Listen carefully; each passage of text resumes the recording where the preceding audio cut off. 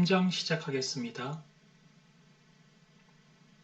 인공지능 학습용 데이터 라벨링 전문 보안교육에서 본 3장에서는 개인정보와 민감정보에 대한 비식별화, 그 기법과 또 도구들에 대해서 알아보도록 하겠습니다. 학습 목표입니다.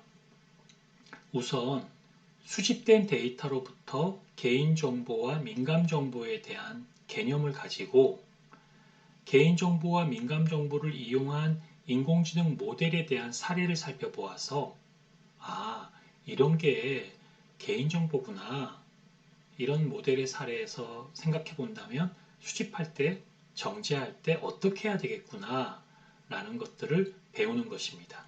두 번째, 개인정보, 민감정보를 비식별화하기 위해서는 어떠한 방법들을 쓰는지에 대해서 알아봅니다.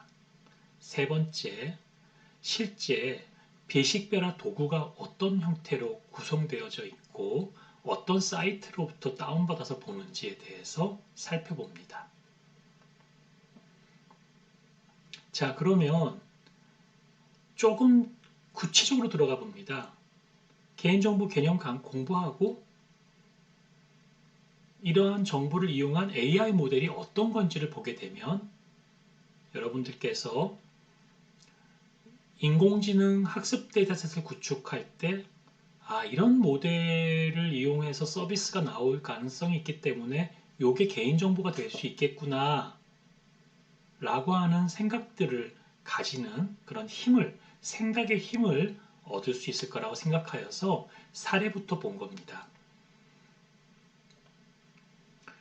전체 인공지능 학습용 데이터 품질관리 가이드라인에서 소개한 임무정의 데이터 학습 수집, 데이터 정제 영역이 되겠습니다. 데이터 정제 영역에서 제일 중요한 이슈가 원시 데이터로부터 수집된 데이터를 이제 원천 데이터로 만들기 위해서 개인정보와 민감정보를 비식별화 기술로 삭제하는 또는 연결을 끊는 그러한 도구를 배우는 것입니다. 앞에서도 언급했지만 비식별화 기술을 적용하는 것은 개인정보 보호를 위한 최대한의 노력을 한 것이 아니라 최소한의 할 바를 한 것이기 때문에 인공지능 학습 데이터셋을 범용적으로나 다양하게 이용할 서비스 차원에서 새롭게 발생할 수 있는 개인정보의 이슈가 있을 수가 있다는 점을 사업자는 절대 잊으면 안 될 것 같습니다. 그렇다면 개인정보보호법, 개인정보보호위원회에서 언급한 법을 볼 건데요. 요지는 그렇습니다. 개인정보와 민감정보는 살아있는 개인에 대한 정보를 뜻하는 것은 개인의 정보고, 제가 오늘 강의할 때 저의 정치적 신념이나 종교적 사상이나 노동조합에 대한 얘기나 정당 가입이나 정치적 견해나 저의 건강이나 성생활에 대한 정보를 노출하지 않습니다. 당연하죠. 이런 사생활을 현저히 침해할 수 있는 개인정보를 민감정보라고 합니다. 이러한 정보들을 듣게 되면 특정 개인을 확실히 특정할 수가 있게 되겠죠. 18조입니다. 유전자 검사로 얻어진 유전 정보도, 또 범죄 경력 자료에 대한 정보도, 개인의 신체적, 생리적, 행동적 특징에 대한 정보도, 특정한 개인을 알아볼 목적으로 일정한 기술 수단을 통해 생성한 정보는 특정 개인을 추론할 수가 있습니다. 이러한 것들이 모두 다 개인정보보호법에서 개인정보와 민감정보로 다루기 때문에 여기에 대한 개념적인 이해를 철저하게 아셔야 될 것 같고요. 그러면 인공지능 기술이나 서비스에 있어서 개인정보에 대한 특성을 고려해서 자율적인 보호 활동이나 윤리적 이슈 대응까지도 확장해서 살펴볼 때 다음과 같은 개인정보보호법상의 원칙, 개인정보 보호 중심의 설계, 또 인공지능 윤리 기준, 이러한 것들이 필요합니다. 제가 시간 관계상 상세한 내용까지는 다 읽지 않겠습니다. 그러나 가장 큰 틀에서 인공지능 윤리는 인권 보장, 다양성 존중, 침해 금지, 공공성, 데이터 관리, 연대성, 안전, 투명, 이런 추상적인 개념들이 들어가 있죠. 그러나 여러분들이 현장에서 일을 할 때 실제 이게 개인정보에 대한 큰 영역에서 어떤 인권의 문제 해결하네? 이건 조금 책임성이 떨어지는 것 같다. 이건 투명하지 못해. 뭐 이러한 것들에 대한 생각들을 할 때 중요한 지침이 될 거라고 생각합니다. 자, 그러면 개인정보, 민감정보 외에도 이렇게 다양한 정보가 있지만 우선적으로 사업을 수행하는 관점에서는 그래도 당장 여권번호 빼, 운전자 번호 빼, 주민등록번호 빼, 외국인 등록번호 지워. 이렇게 업무를 지시하겠죠. 그래서 우리가 업무를 하는 데 있어 가장 중요한 몇 가지 것들에 대해서 살펴보겠습니다. 개인정보는 성명, 주민등록번호, 주소, 연락처, 성적, 인터넷 IP, 지문, 홍채 등을 포함합니다. 민감정보는 사상이나 신념입니다. 또 노동조합과 정당 가입입니다. 정치적 견해입니다. 건강 관련 정보입니다. 유전 정보입니다. 범죄 경력 정보입니다. 인종이나 민족 정보입니다. 예를 들어서 유전 쪽으로 저 사람은 몇 살 뒤에 암에 걸릴 확률이 90%야. 그러면 그 정보를 가져다가 보험사에서는 보험 가입을 들지 않게끔 하는 게 기업의 이익에 유리하게 판단하겠죠. 따라서 그러한 것들은 개인에 대한 차별로 연결되어질 수 있습니다. 우리는 차별이 없는 세상을 살아야 됩니다. 따라서 그러한 정보를 제공할 수가 없는 것이죠. 왜? 바로 차별로 사회적 차별과 편견을 유발할 수 있는 민감 정보이기 때문입니다. 자, 조금 더 나아가서 고유식별자가 있습니다. 이거는 개인정보와 연결되는데요. 개인의 정보 중에서 개인을 구별하는 부여된 고유한 식별을 고유식별자라고 부릅니다. 개인정보와 민감정보 또 고유식별번호 등을 파악하였다면 데이터 3법과 감염정보는 어떤 관계가 있는지를 개념적으로 이해할 필요가 있습니다. 데이터 3법에서는 개인정보, 특정 개인에 대한 정보, 개인을 알아볼 수 있도록 하는 정보, 감염정보, 추가 정보의 사용이 없이는 개인을 알아볼 수 없게 조치한 정보, 익명정보, 더 이상 개인을 알아볼 수 없게 조치한 정보입니다. 따라서 NGO 등 개인정보를 보호하고자 하는 입장에서는 익명정보를 써야 된다고 요청하고요.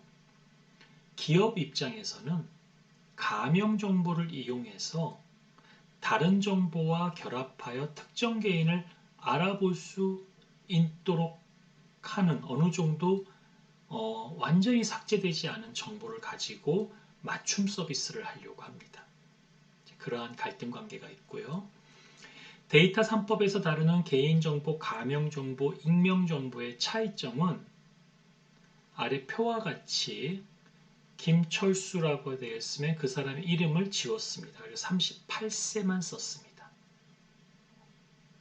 그리고 고혈압을 약을 먹고 신용카드를 4천만 원을 쓰고 데이터 사용량이 얼마이다라고 되어 있는데요. 김철수란 이름이 없기 때문에 누군지는 모릅니다. 그러나 주민등록번호와 같은 추가 정보가 들어가면 아, 김철수구나 라고 특정 지을 수가 있는 것이죠. 이게 가명정보입니다. 익명정보는 서울에 사는 30대 남성의 김모 씨의 숫자처럼 통계를 활용할 때 쓰이는 정보입니다. 그래서 익명정보는 데이터 사이언스 입장에서, 사이언티스트 입장에서는 사실 활용하기가 굉장히 어려운 정보이기도 합니다. 자, 그러면 인공지능 스피커는 어떨까요? 빅데이터 기반으로 사용자의 개인 민감 정보를 잘 이해해서 사용자 맞춤형 서비스를 제공하잖아요. 개인정보는 뭐가 있죠? 집 주소, 카드 번호, 전화번호, 성별. 민간 정보는 뭐죠? 구매 내역. 남성인데 뭐 어떤 특정한 속옷을 사 입었다. 또 사이트 이용 내역. 아, 이 사람은 팔레스타인이나 테러 단체나 뭐 이러한 곳에 있는 것만 계속 보고 있다. 좋아하는 음악 장르. 이 사람은 게이나 레즈비언들이 즐겨 듣는 음악을 듣는다. 그게 뭐 어때서요? 그런데 그러한 부분도 차별과 편향성을 줄 수 있기 때문에 민감한 정보입니다.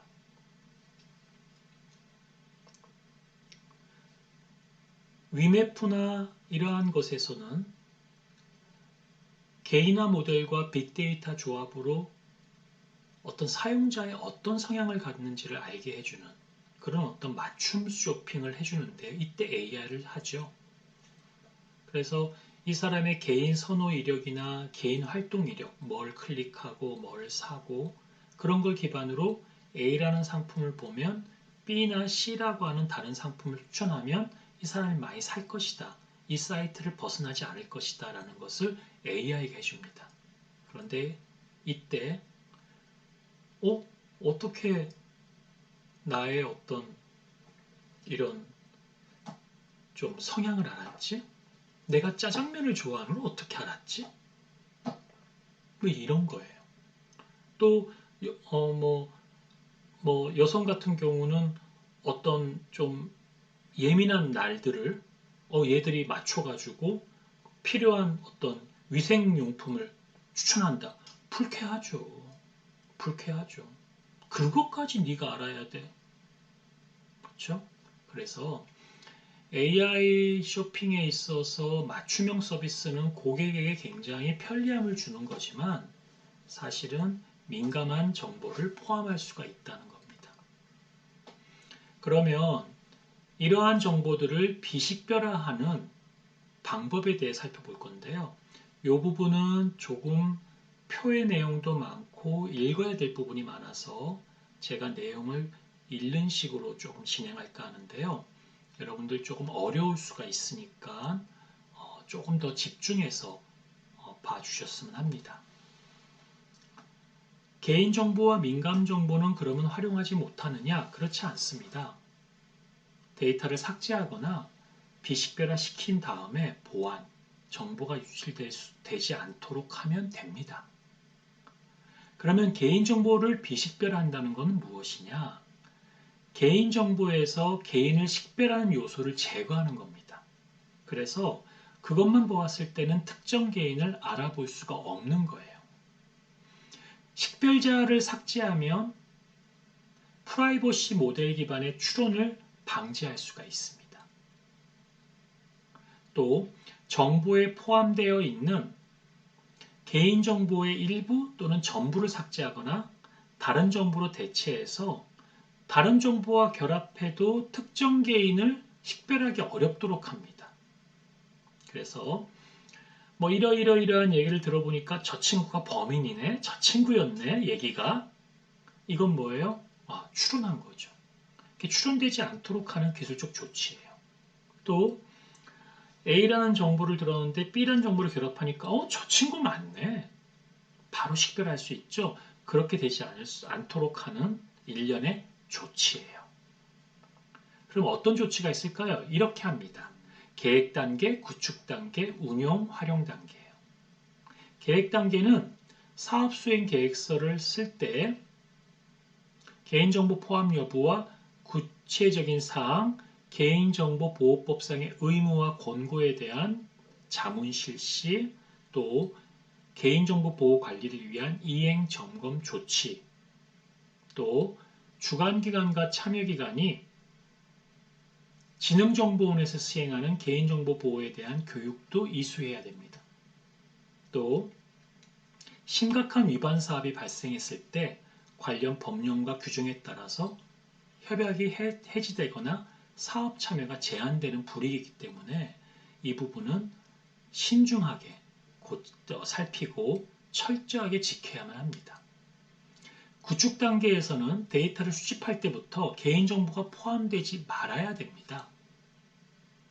또 개인정보가 포함되는 경우에는 반드시 정보 주체의 동의가 필요합니다. 또 14세 미만의 아동은 법정 대리인의 동의가 필요하고요. 정보 주체 이외의 개인정보 수집에 대한 것은 출처가 있어야 되고요. 이것을 처리하는 목적도 고지해야 됩니다. 자, 그 다음에 데이터를 정제를 할 때 허락받았다고 할지라도 이 개인정보, 얼굴, 번호판, 공간정보, 위치정보 등이 포함된 것들은 다 비식별화 조치를 해야 됩니다. 음성이나 텍스트는 비소고, 또 민감정보 등의 것들도 비식별화 처리를 해야 됩니다. 또 개인정보 보호에 대한 자율점검을 실시하고 보고해야 됩니다. 그러면 개인정보를 보호하는 운용과 활용 단계는 어떨까요? 과제 수행 살출물, 원시 데이터가 들어가 있습니다. 5년 동안 보존하는 것입니다. 그 사이에 해킹이 돼서는 안 되겠죠. 보안도 필요합니다. 개발과 운영이 종료되어져 개인정보가 불필요하게 되었을 때에는 지체 없이 파기하는 겁니다. 목적 외로 또 사용해서는 안 됩니다. 남겨놨다가 다른 거 AI 개발할 때 재활용해야지, 재탕해야지 그러면 안 됩니다. 사업 종료 후 인공지능 사업의 결과물의 개인정보 포함 여부를 꼭 봐야 됩니다. 데이터 개방 이후에도 개인정보 보호에 대한 주기적인 검증을 하여서 만에 하나라도 개인정보에 대한 이슈가 발생하지는 않은지 조금은 면밀하게 살펴볼 필요가 있습니다. 그러면 비식별 조치는 어떻게 이루어지는가 보시면 사전검토, 비식별 조치, 적정성 평가, 사후관리로 이루어집니다. 비식별 조치는 개인 식별 요소를 제거하고요. 비식별의 적정성 평가는 K 익명성을 이용하여서 처리하는데 부적정한 경우는 비식별화 조치를 다시 처리하게 되고요. 그리고 나서 비식별 정보로 판단을 하고 처리하게 됩니다.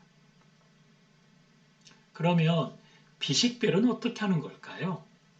가명 처리, 총계 처리, 데이터 삭제, 데이터 범주화, 데이터 마스킹이라는 기법이 있는데요. 하나를 쓸 수도 있고요. 복합적으로 쓸 수도 있습니다. 중요한 거는 식별되지 않게 하면 되는 겁니다. 그러면 가명 처리 기법만 단독 활용되는 경우는 충분하게 비식별 조치가 안 되고요. 또 다른 것과 이용되어져도 다른 것이 결합되어졌을 때 또 개인인지를 판단할 수 있게 된다면 개인정보에 위험이 있거든요. 자, 그런 것들까지도 연결성까지도 봐야 된다는 거죠. 가명 처리 볼게요. 홍길동 35세 한국대학 재학을 임꺽정 35세라고 구체화시키지 않고 30대 그죠? 이렇게 표현하는 겁니다. 이런 것들은 휴리스틱 또 가명화, 암호화, 교환 방법으로 처리하고요. 총계 처리 보세요. 물리학과 학생의 키의 합 얼마? 160. 평균 키 165. 이런 식으로. 총계 처리하고 부분 총계하고 라운딩하고 재배열합니다. 데이터 리덕션, 삭제를 보겠습니다. 개인정보와 관련된 날짜 정보를 연 단위로 처리해서 주민등록번호를 그냥 90년대생 1, 2, 3, 4, 5, 6, 7로 들어갔네요. 일자가 앞이니까 남자군요. 그냥 남자. 식별자를 삭제하고 식별자를 부분 삭제하거나 레코드를 삭제하거나 식별 요소를 전부를 삭제합니다. 이번엔 데이터 범주화예요. 홍씨 30에서 40세 감축이죠. 랜딩 라운딩이죠. 범위 방법이죠. 제어 라운딩이죠. 데이터 마스킹 보시면 콩 동글동글 동글동글 대학 제약 임의 잡음을 넣거나 공백과 대체합니다. 그러면 비식별 조치 기법을 적용한 예시를 보시면 주민등록번호를 다 삭제했죠. 또는 주민등록번호를 마스킹 처리했죠. 자, 이렇게 보실 수가 있겠습니다. 또 연령을 보면 뭐 35세로 평균값을 잡는다든지 이런 식으로 하여서 식별성을 제거하는 겁니다. 비식별화가 안 된 데이터와 다른 데이터를 조합하면 개인정보를 추론할 수가 있어요. 그래서 비식별화 모델을 근거로 비식별화를 하는 게 중요합니다. 그래서 그냥 앞에 저런 기법으로 그냥 적당히 지우고 총계 처리하고 뭐 범주화 시키면 되는 거 아니에요? 아니에요. 모델을 이용해야 돼요. 왜 그러냐면 다른 정보와 결합되어져서 재식별되거든요. 그러니까 개인정보와 민감정보 자체가 문제 없잖아. 개인을 식별할 수 없잖아. 나 할 일 다 했어 라고 생각한다면 현행법에 어긋납니다. 다른 정보와 결합되어져서 재식별 가능하기 때문에 재식별되지 않기 위해서 모델을 쓰는 건데 그 모델은 K 익명성, L 다양성, T 근접성이라고 하는 대표적인 세 가지 모델을 씁니다. 한 개인이 K명의 다른 사람과 구별되지 않아야 됩니다. 그러니까 민감하지 않은 속성을 수정해서 K 익명성을 획득할 수가 있고요. 다양성은 데이터 테이블의 필드 값이 적어도 L개의 다양한 민감 정보를 가지고 있어야 된다는 조건입니다. 근접성은 데이터 집합에서 구별되지 않는 레코드들의 민감한 정보의 분포나 전체 데이터 중에 민감 정보의 분포의 차이를 T 이하로 만들어서 프라이버시를 보호하는 모델입니다. 자, 그럼 이런 모델들은 재식별 가능성을 검토하는 거예요. 보시면 K 익명성을 적용하면 남자 30대, 40대 이렇게 나왔고 4천만 원, 5천만 원 대략적으로 나왔죠. 그리고 이름들도 삭제를 했어요. 근데 여기에 L 다양성과 T 근접성까지 집어넣어 적용하면 신용등급이 나오고, 그죠?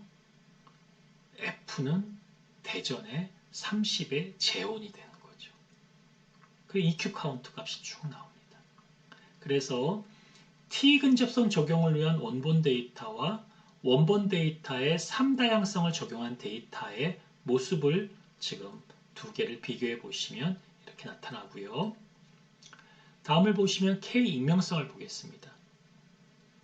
이제 주어진 데이터 원본이죠. 적어도 K개 이상 존재하면 안 됩니다.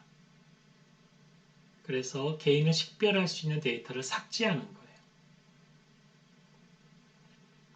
그렇죠? 그래서 다양한 비식별 기법에 이용하여서 준식별자들의 값이 모두 동일한 레코드를 K개 이상으로 만드는 프라이버시 모델입니다. 그렇죠? 그래서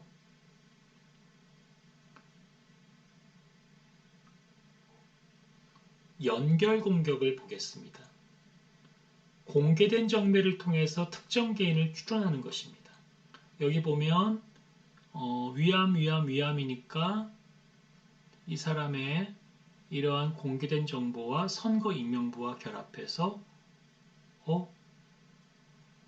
내 친구였는데 광현이가 위암을 앓고 있었네? 라고 추론할 수가 있게끔 되는 것. 그래서 선거인명부라도 결합하면은 이렇게 될 수 있으면 위험하겠죠. 네, 그런 것들에 대한 것이고요. 동질성 방안인데요.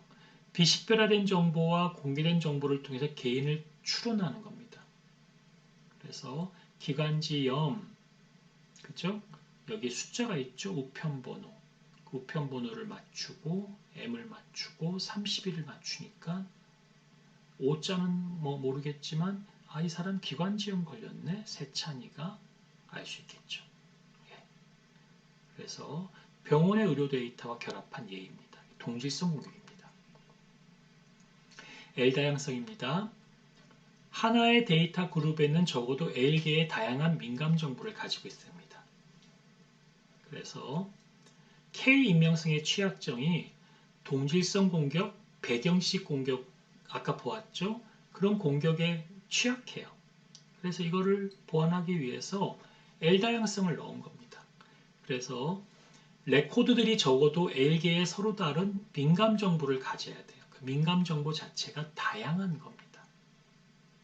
그래서 이게 다양하면 민감한 것들 좀 이렇게 우리가 봤을 때 뭐 나이라든지 또는 월소득 같은 거 그냥 민감하잖아요. 그렇죠? 근데 이거 보면 K 익명성 적용에 따라서 쏠림 현상이 나타났죠. 특정한 대로 쏠려 있죠. 그런데 이제 L 다양성을 만족하지 못하는 데이터의 재범주와 L 다양성, 그렇죠? 어떤 민감 정보가 다양하지 않죠. 그래서 대략 추론 가능한 거죠. 그래서 이러한 부분들을 뭐 지역에 대한 것도 대한민국으로 부산 뭐 좀 더 다양할 수가 있는데 좀 더 다양하게 하질 못한 거죠. 그러면 이걸 좀 더 다양하게 하기 위해서 보시면 그렇죠?